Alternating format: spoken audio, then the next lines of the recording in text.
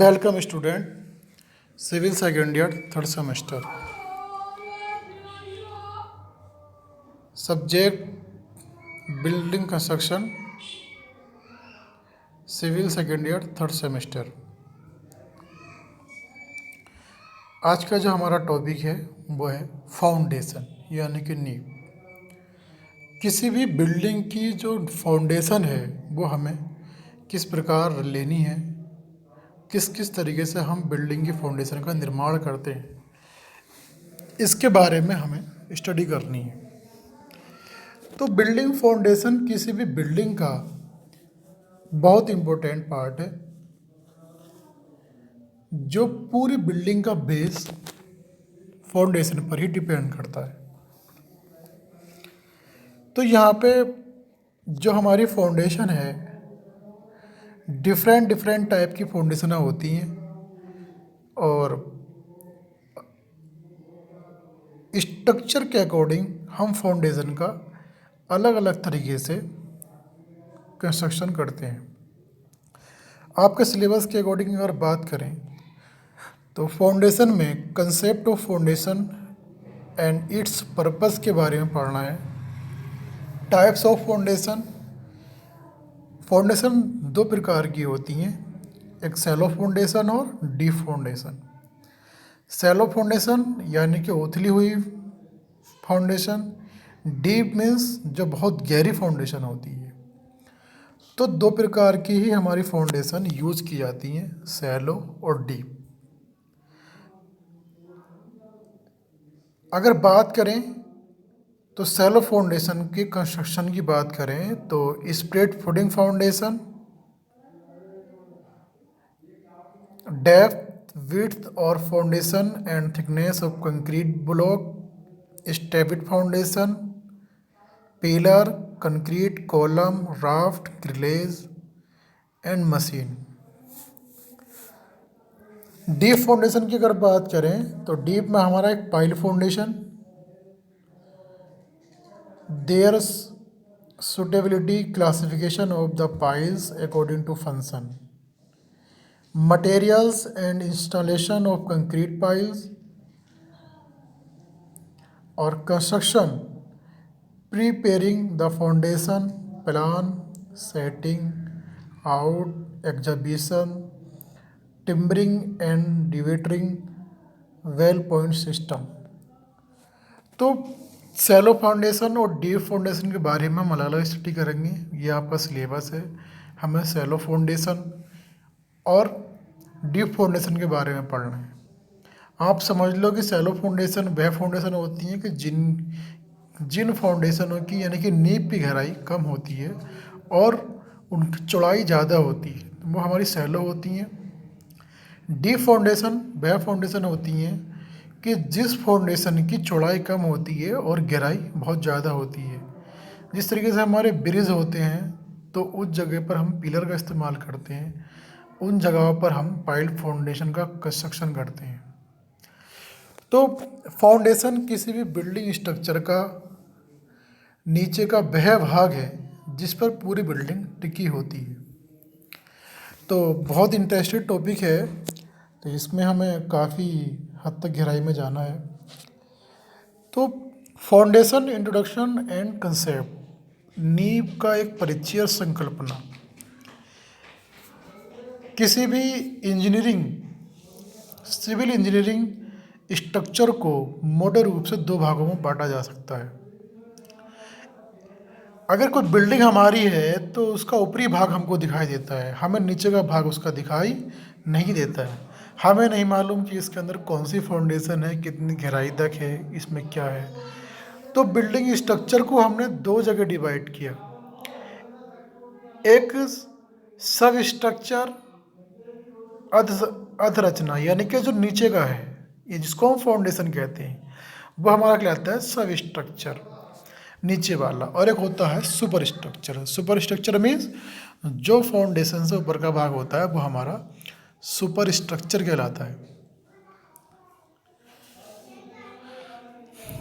किसी भी स्ट्रक्चर का भूमि से नीचे वाला भाग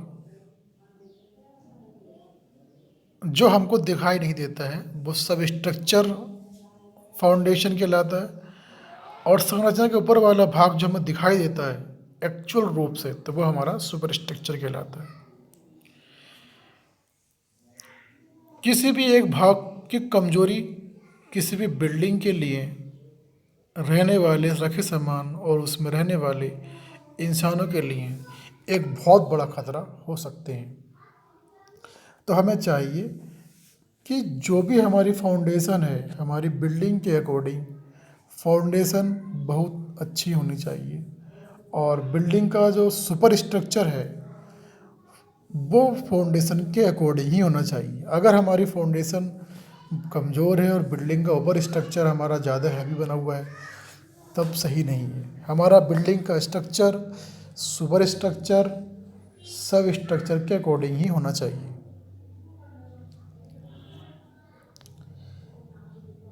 ये हमारा जो ब्लैक ब्लैक से दिखा रखा है, इसके नीचे का जो भाग है वो हमारा एक सब स्ट्रक्चर है, यानी कि फाउंडेशन है।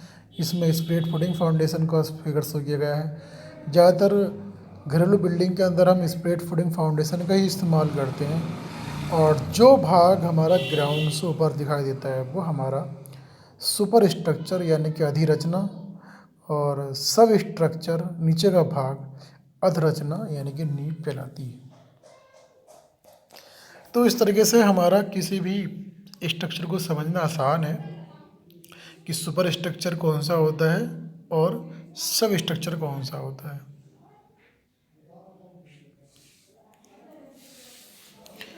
फाउंडेशन डिपेंड करता है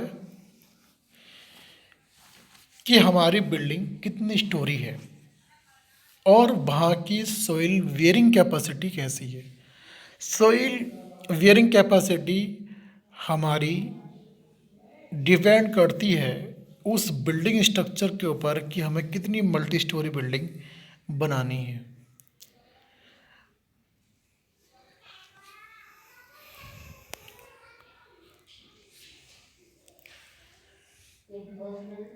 objects of foundation function, foundation के उद्देश्य और क्या कार्य हैं।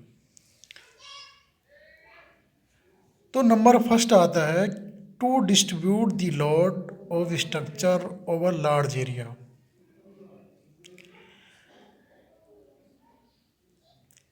किसी भी स्ट्रक्चर का सारा भार दीवार और कॉलम के मध्य नीचे की ओर ट्रांसफ़र होता है। और फाउंडेशन का भार हमारी सोइल पर आता है जिसकी इंटेंसिटी दीवार पर आने वाले भार और दीवार के सोइल तल के क्षेत्रफल के लगभग भागफल के बराबर होती है। तो सोइल पर दाब तीव्रता बराबर दीवार या कॉलम पर आने वाला कुल भार अपॉन सोइल के संपर्क में फाउंडेशन का क्षेत्रफल। यानी कि अगर हमें किसी सोइल पर दाब तीव्रता मेजर करनी है तो जो भी लोड हमारा दीवारों के जरिए कॉलम के जरिए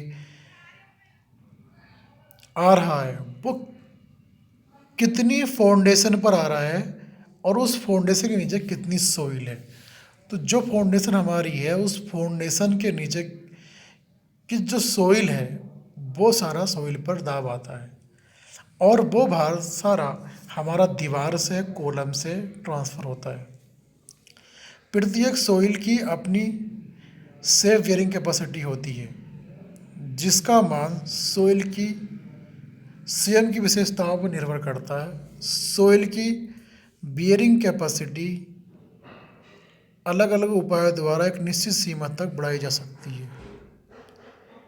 सोइल की सेफ्टी के लिए दाब तीव्रता सोइल की सुरक्षित धारण क्षमता से कम अधिक से अधिक बराबर होनी चाहिए। तो दाब तीव्रता लेस देन सुरक्षित धारण क्षमता या बराबर भी हो सकती है। अधिक भार आने वाले दाब तीव्रता को कम करने के लिए सोइल पर का क्षेत्रफल बढ़ाया जाता है। सोइल तल पर दीवार का अधिक क्षेत्रफल फाउंडेशन बनाकर प्राप्त किया जाता है। जितना एरिया आप फाउंडेशन में कवर करेंगे तो वह उतने ही एरिया की सोइल पर ही लोड पड़ेगा। एग्जाम्पल के तौर पर यदि कॉलम के नीचे की सोइल सुरक्षित धारण क्षमता 10 टन प्रति मीटर स्क्वायर है और कॉलम पर कुल भार 30 टन है, तो स्तंभ यानी कि कॉलम फाउंडेशन का area 30/10 equal to 3 metre square से कम नहीं होना चाहिए। तो कहने का पर्पज़ यही है कि जो हमारा फाउंडेशन का जो मेन पर्पज़ है, उद्देश्य है, वो यही है कि जो हमारी पूरी बिल्डिंग स्ट्रक्चर का जो लोड है वो हमारी फाउंडेशन बढ़ जाता है। और फाउंडेशन कितने एरिया को कवर करती है तो वहाँ की सोइल बियरिंग कैपेसिटी पर डिपेंड करता है, क्या वहाँ की सोइल उस लोड को बियर कर पाएगी या नहीं कर पाएगी।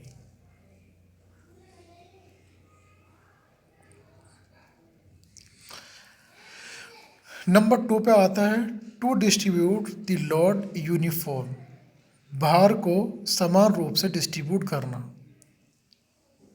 सोइल पर आने वाली दाब तीव्रता को सोइल की सुरक्षित वियरिंग क्षमता से कम रखना ही पर्याप्त नहीं है। यह आवश्यक है कि कंटिन्यूअस फाउंडेशन पर दाब तीव्रता सभी स्थानों पर समान हो। हमें चाहिए कि जो हमारी बिल्डिंग का लोड है वो हमारा यूनिफॉर्मली होना चाहिए।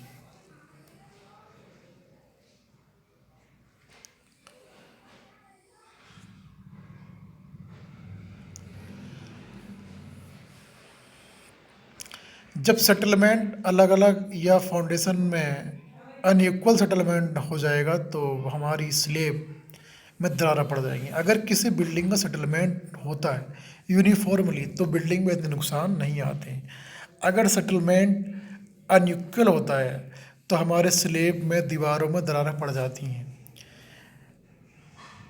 सोइल के बैठाव का अर्थ सोइल का विफल होना नहीं है। सोइल फाउंडेशन की उचित डिज़ाइन द्वारा सब जगह समान दाब तीव्रता प्राप्त की जा सकती है, जिससे आसान बैठाव की समस्या से बचा जाता है। नंबर 3 आता है सुपर स्ट्रक्चर यानी कि अधिरचना। सुपर स्ट्रक्चर फाउंडेशन स्ट्रक्चर के लिए समतल और सही बेस देना होता है। भूमि तल पूर्णतः समतल नहीं होती है। पहाड़ी क्षेत्रों में जो हमारा भूमि तल होता है वो बहुत ऊंचा नीचा होता है, उस पर सीधे ही कंस्ट्रक्शन कार्य करना आसान नहीं होता है। टू प्रोवाइड स्टेबिलिटी, स्थिरता प्रदान करना।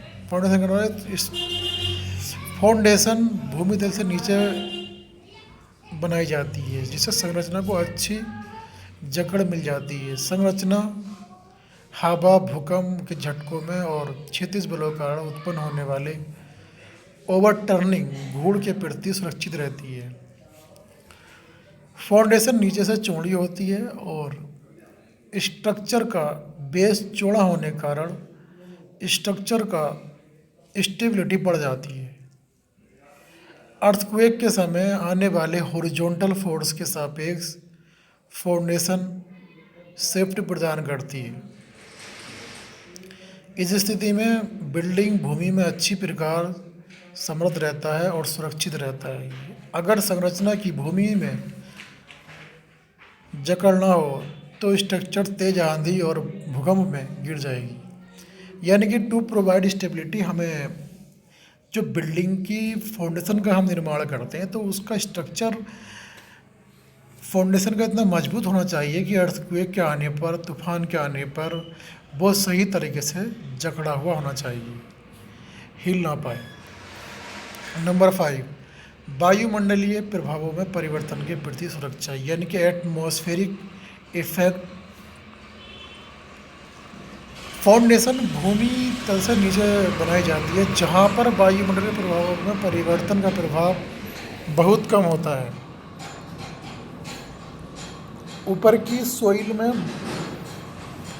एटमॉस्फेयर परिवर्तनों का इफेक्ट बहुत अधिक होता है और फाउंडेशन को गहराई में जाकर वायुमंडलीय प्रभावों से बचा जा सकता है। कुछ समस्याग्रस्त सोइल जैसे काली कपासी, वहाँ पर एटमॉस्फेरिक परिवर्तन का प्रभाव न्यूनतम हो। ऐसी सोइल में मौसम के अनुसार जलांश परिवर्तन होने पर उसमें डिस्प्लेसमेंट होता है, जिससे फाउंडेशन प्रभावित हो जाती है, जिसके फलस्वरूप सुपरस्ट्रक्चर में दरारें पड़ जाती हैं। फाउंडेशन में विशेष व्यवस्था करके इन दरारों को क्रैक्स को हमें कम करना चाहिए। Safety against the erosion of undermining, कटाव की प्रति सुरक्षा। फाउंडेशन सॉइल में गहराई तक जाती है, जिससे पक्षी, जीव जंतु आदि के बिलों और वर्षा के पानी आदि में संरचना सुरक्षित रहती है। जलीय संरचना जैसे पुल के पायों आदि की नींव काफ़ी गहरी तक जाती है। नींव की गहराई पानी का कटाव गहराई से अधिक होनी चाहिए, यानी कि जो हमें कटाव होता है उस कटाव से हमें अपने नींव की जो गहराई है वो ज़्यादा रखनी चाहिए, ताकि कटाव होने पर हमारी नींव पर कोई इफेक्ट ना पड़े।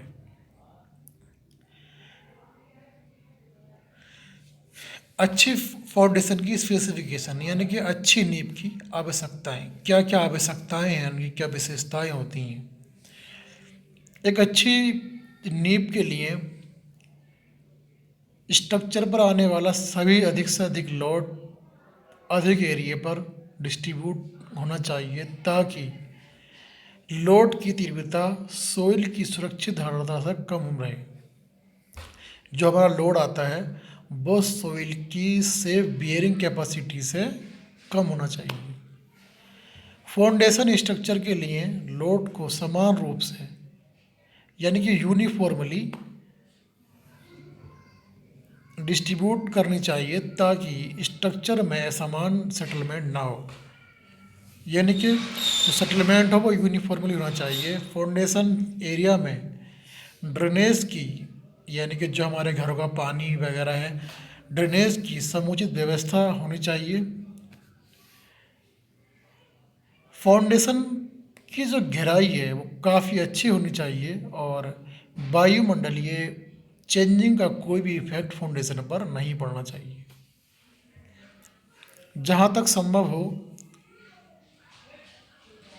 काली कपासी अन्य खराब सोइल्स में संरचनाएं नहीं बनानी चाहिए।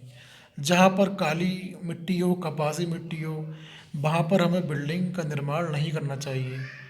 यदि ऐसी सोइलों में फाउंडेशन बनाना आवश्यक हो तो फाउंडेशन बनाने के लिए सावधानियाँ और उसके उपाय किए जाना चाहिए।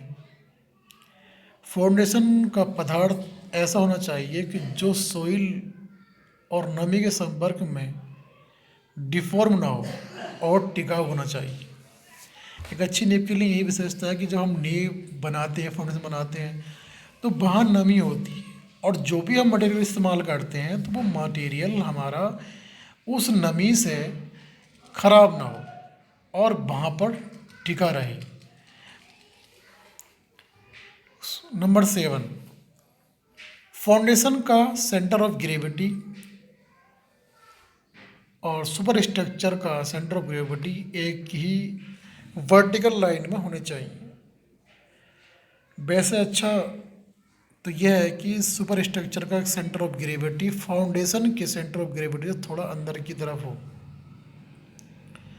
ऐसा करना इसलिए सेफ है क्योंकि बिल्डिंग की दीवारें अगर थोड़ी अंदर की तरफ झुकती भी हैं तो दूसरी समकोण दीवारें उन्हें ठीक स्थिति में रोक सकती हैं। तो अच्छी फाउंडेशन के लिए हमारी फाउंडेशन पे ये विशेषताएं होनी चाहिए। और types of foundation, types of foundation, foundation बहुत प्रकार की होती हैं। सभी प्रकार की फाउंडेशनों को अपनी अपनी विशेषताएं होती हैं। प्रत्येक फाउंडेशन के यूज की विशिष्ट परिस्थितियां हैं जिनमें वह फाउंडेशन सबसे ज़्यादा उपयुक्त और मितव्ययी सिद्ध होती है। कार्ल टर्जागी के अनुसार फाउंडेशनों को मोटे तौर पर निम्न दो वर्गों में क्लासिफाई किया जा सकता है। कार्ल टर्जागी जो है ये विश्वविख्यात सोइल इंजीनियर थे। कार्ल टर्जागी क्या है, एक साइंटिस्ट का नाम है जो एक सोइल इंजीनियर थे।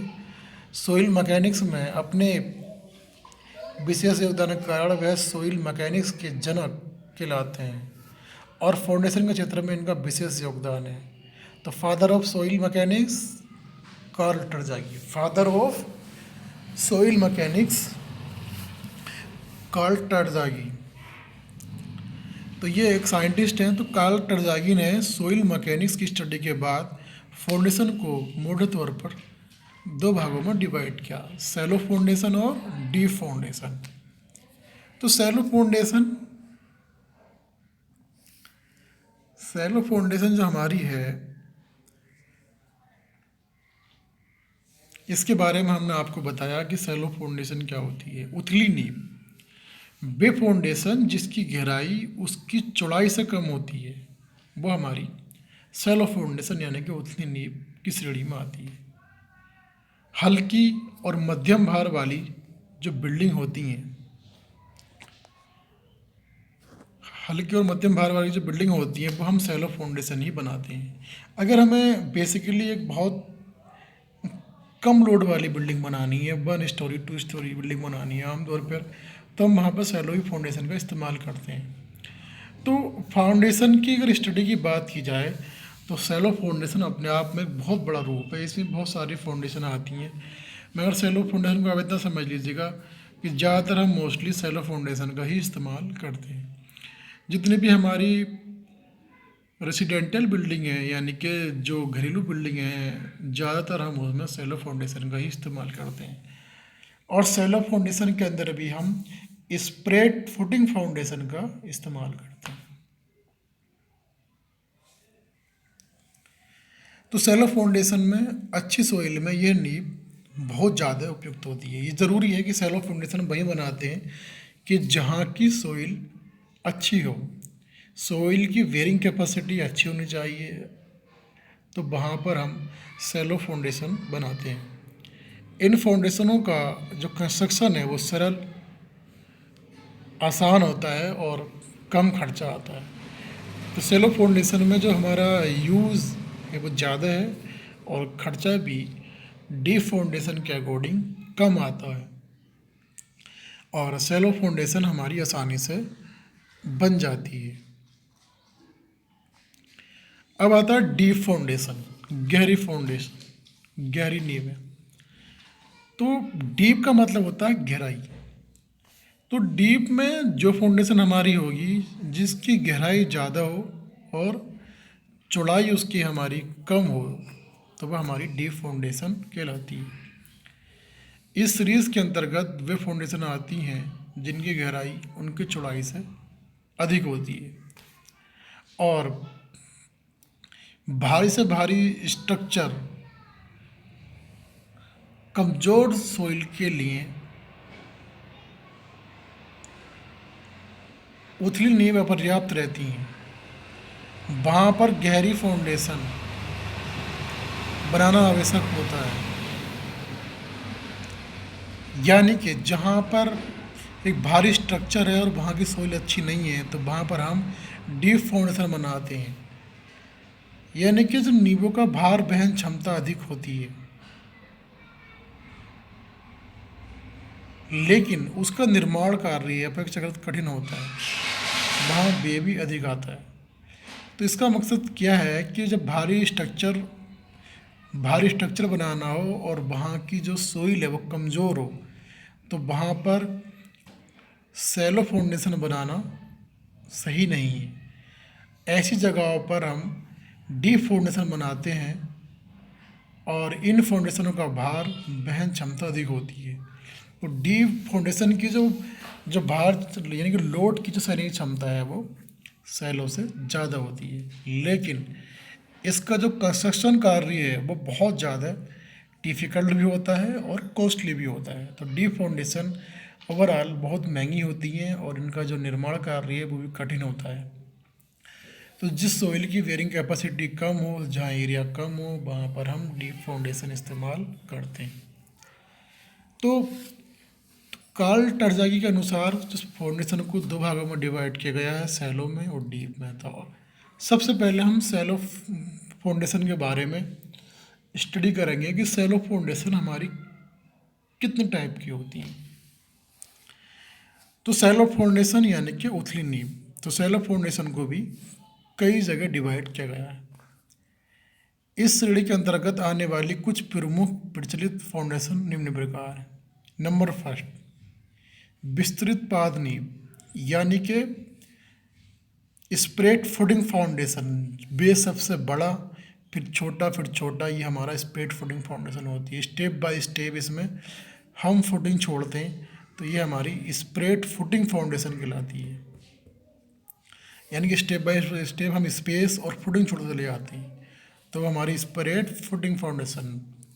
नंबर 2, आरसीसी स्प्रेड फुटिंग, प्रबलित कंक्रीट की विस्तृत पाद नींव।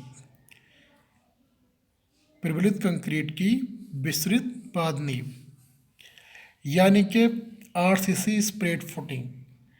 अब इसमें डिफरेंस इतना ही है कि वो स्प्रेड फुटिंग फाउंडेशन है, ये स्प्रेड फाउंडेशन है, यानी कि इसके अंदर हम आरसीसी का इस्तेमाल करते हैं। नंबर 3, संयुक्त नींव, कंबाइंड फाउंडेशन। नंबर 4, गिरलेस फाउंडेशन ये बहुत कॉस्टली होती है और गिरलेस फाउंडेशन में बहुत ज़्यादा स्टील का इस्तेमाल किया जाता है। नंबर 5, पेड़ीदार फाउंडेशन, स्टेपिड फाउंडेशन। और नंबर 6, राफ्ट फाउंडेशन हमारी वह फाउंडेशन होती है कि जिस एरिया पर हमें कंस्ट्रक्शन करना होता है उस पूरे ही एरिया को हम कवर करते हैं, वो हमारी राफ्ट फाउंडेशन कहलाती है। और उस पूरे एरिया को कवर करने के बाद उस पर हम कॉलम खड़े करते हैं। तो राफ्ट फाउंडेशन भी बहुत कॉस्टली होती है और इसके अंदर हम पूरे एरिया को कवर करते हैं। और जहाँ की सोइल वेयरिंग कैपेसिटी बहुत कम हो वहाँ पर हम राफ्ट फाउंडेशन भी इस्तेमाल करते हैं। बहुधारण नींव यानी कि कैंटिलीवर फाउंडेशन। तो ये इस सैलो फाउंडेशन की कुछ क्लासिफिकेशन है जिनको क्लासीफाई किया गया है, टाइप्स हैं। तो ये 7 टाइप्स की फाउंडेशन इसमें शो की गई हैं, सबके बारे में स्टेप बाय स्टेप पढ़ेंगे। तो सैलो फाउंडेशन हमारी 7 प्रकार की होती हैं। Spread footing foundation, RCC spread footing, combined footing, grillage foundation, stepped foundation, raft foundation और कैंटिलीवर फाउंडेशन। तो आज के चैप्टर में इतना ही कि हमने आपको बताया कि फाउंडेशन हमारी जितनी भी होती हैं वो सारी किसी भी बिल्डिंग को लोड को सहने के लिए बनाई जाती हैं। डिपेंड करता है कि हमारी बिल्डिंग किस प्रकार की है और किस प्रकार की वहाँ पर हमें फाउंडेशन बनानी है। अगर जैसा सैलो फाउंडेशन में अगर बात करें तो गिरलेस फाउंडेशन बहुत कॉस्टली महंगी होती है, बट इसके अंदर बहुत ज़्यादा स्टील का इस्तेमाल होता है। राफ्ट फाउंडेशन किसी मॉल या किसी एक कॉमर्शियल जगह जहाँ पर बहुत ज़्यादा आवागमन है तो वहाँ पर हम गिरलेस या राफ्ट फाउंडेशन इस्तेमाल करते हैं। राफ्ट फाउंडेशन पूरे स्ट्रक्चर में जिस जगह हम बनाते हैं उस पूरे एरिया को कवर करते हैं। तो जहाँ की सोइल बेयरिंग कैपेसिटी इतनी हो, बिल्डिंग के हिसाब से सुटेबल ना बैठे और लगे कि सोइल की बेयरिंग कैपेसिटी कुछ कम है, तो हम वहाँ पे राफ्ट इस्तेमाल कर सकते हैं। मगर जहाँ की सोइल बेयरिंग कैपेसिटी कम हो तो और उसमें बहुत ज़्यादा कटाव भी हो तो वहाँ पर हम पाइल फाउंडेशन यानी कि डीप फाउंडेशन में चले जाते हैं, तो वहाँ पर पाइल फाउंडेशन का निर्माण करते हैं। तो सैलो फाउंडेशन के बारे में हमने इतना पढ़ा कि जो हमारी राफ्ट फाउंडेशन है, गिरलेस फाउंडेशन है, स्प्रेड फुटिंग है, तो सारी हमारी सैलो फाउंडेशन के अंदर आती हैं। अगले नेक्स्ट लेक्चर में हम इसके आगे डीप फाउंडेशन के बारे में स्टडी करेंगे। और आज के लिए इतना ही। Thank you.